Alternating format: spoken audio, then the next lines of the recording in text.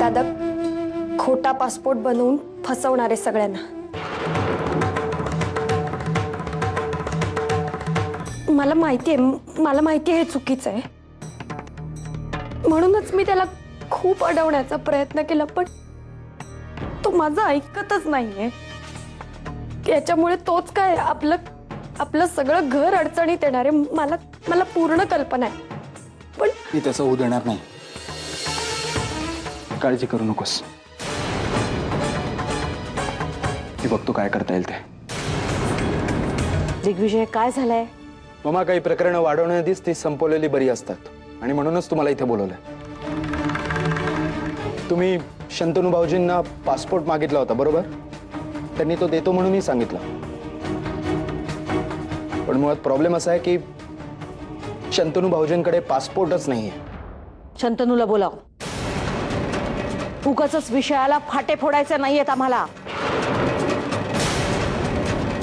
अरे पद्मिनी मॅम, नमस्कार।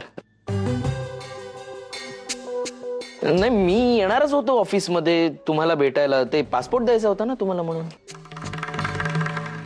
हीच योग्य वेळ आहे पद्मिनी, आधीच ठणगी पडली आहे दोघांमध्ये, थोडं तेल टाक, मग झालं, आणि मग बस शेकोटीवर आपले हात शेकत।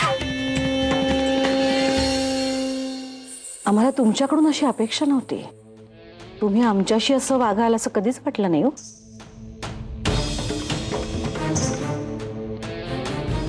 अरुंधतीने सगळंच सांगितलंय आम्हाला। तिने तुमच्यावर आरोप केला की तुम्ही जो पासपोर्ट आम्हाला देणार आहात तो नकली आहे म्हणून। अहो, अरुंधतीचं काय ऐकताय तुम्ही? अरुंधतीला काही माहित नाहीये माझ्याबद्दल, म्हणजे तिला काही गोष्टी नाही माहितीये। तसं कसं, मी जॉबसाठी इंटरव्ह्यूला जायचो ना, तेव्हा मला विचारलं जायचं ना की आउट ऑफ भारत जावं लागलं तर तुम्हाला पासपोर्ट वगैरे लागेल, मग तेव्हाच मी काढून घेतला होता ना।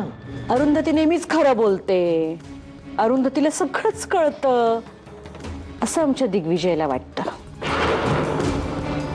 दिग्विजय, बायकोच्या ताटाखालून जरा बाहेर पड। विचार करत असशील ना हा कसा काय चाललाय फॉरेनला? तू तर दिग्विजयला सांगितलं होतं की शंतनूला चांगलं झापा, तुझं काही ऐकणार नाहीये मी पूर्वीसारखं, कळलं ना? आता काही गोष्टी बदलल्या आहेत आणि नातीही, त्यामुळे नवीन नात्यांचा आदर करायला शिका जरा, नाहीतर ते तुझ्यासाठी फार वाईट असेल, लक्षात ठेव।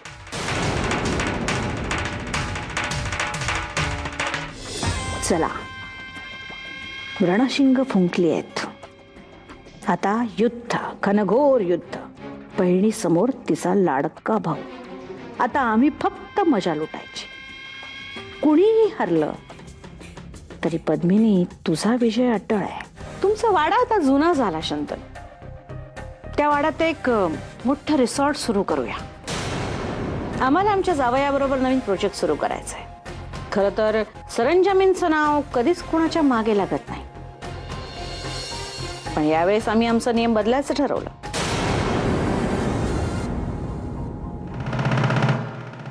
त्याचेच हे पेपर्स आहेत, आता यावर तुझ्या आणि अरुंधतीच्या सह्या हव्या आहेत।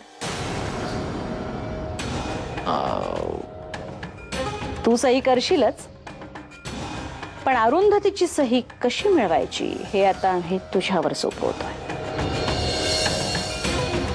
काय, कुठे जायचं ठरवलं की नाही? नाही, अजून ठरवलं नाही। फार वेळ लावता बुवा तुम्ही जावई बापू निर्णय घ्यायला, लवकर ठरवा। एक सांगू शंतनू, मोठा बिझनेसमॅन व्हायचं असेल तर निर्णय झटपट घ्यावे लागतात। जा जा जा, लवकर जा, लवकर परत या आणि